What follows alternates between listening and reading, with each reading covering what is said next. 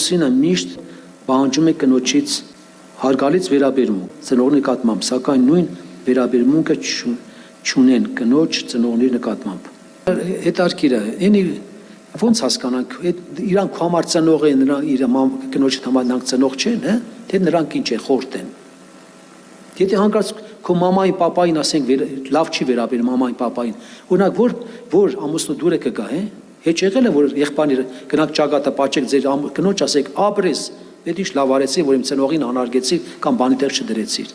Եթե ինքը քո համար ձեր համար ծնող է, նա էլ ծնող է։ Եթե սովորաբար, եթե դու քո կնոջը հարգես, հնարավոր չի որ ծնողների չհարգես։ Բնական այդպես է։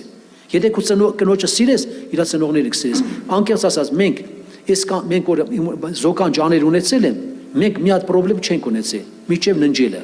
Պրոբլեմ չենք ունեցել, մեր մեջ չեղավ վիճաբանություն։